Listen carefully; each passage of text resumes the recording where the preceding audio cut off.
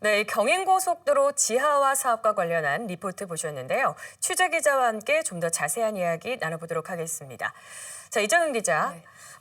먼저 경인고속도로 지하화 사업, 인천의 수건 사업이었는데요. 이 사업이 반드시 필요한 이유가 뭘까요? 네, 경인고속도로는 지난 1968년 우리나라에서 처음 개통한 고속도로입니다. 이 반세기가 넘게 인천과 서울을 연결하는 여객과 물류 수송에 중요한 역할을 해왔는데요. 네. 하지만 7, 80년대 이후부터 이 극심한 교통 혼잡이 계속돼 왔습니다.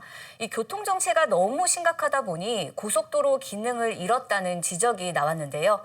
또 이 경인고속도로는 인천 도심 한가운데를 가로질러 이 남북 간 단절이 생겼고 고속도로 인근 주민들은 차량으로 인한 소음과 분진 등 환경 피해를 호소해 왔습니다. 네. 이런 교통 정체는 물론이고 지역 발전 또 환경 피해를 해소하기 위해선 이 경인고속도로 지하화 사업이 꼭 필요했던 겁니다. 네, 그런데 이 경인고속도로 지하화 사업이 그동안 이제 경제성이 좀 낮게 나와서 난항을 겪었었는데 이번에 어떻게 이 예비타당성 조사를 통과하게 된 건가요?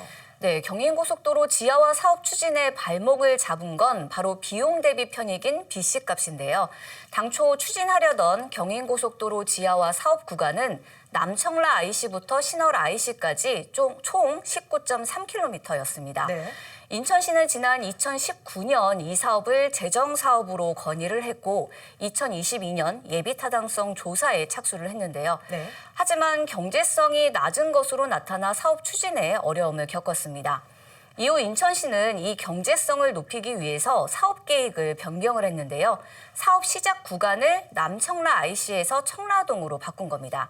이렇게 사업 구간을 변경을 하면서 노선 길이는 당초 19.3km에서 15.3km로 줄었고요.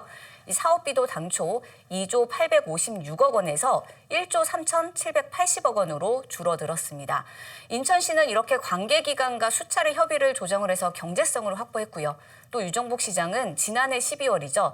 이 예비타당성 조사의 핵심 단계인 재정사업평가 분과위원회에 직접 참석을 해서 이 사업의 필요성을 강조하는 등 적극적인 노력을 펼치기도 했습니다. 네, 이 예타를 통과하면서 인천의 수건 사업인 이 경인고속도로 지하 사업이 좀 더 속도를 낼 것으로 보이는데요. 앞으로의 추진 계획은 좀 어떻게 될까요?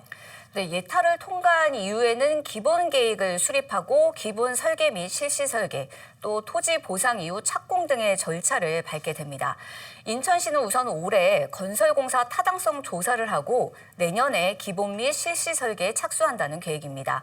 이 설계에는 2년 정도가 걸리기 때문에 2029년에 착공이 가능할 것으로 보이는데요. 네. 만약에 이제 본격적인 공사에 들어가게 되면 2032년쯤 완공될 것으로 지금 예상이 되고 있습니다. 네, 경인고속도로 지하화 사업을 통해서 또 인천에 큰 변화가 예상되는데요. 계획대로 좀 차질 없이 잘 추진되길 기대해 보겠습니다. 오늘 말씀 여기까지 듣겠습니다. 고맙습니다.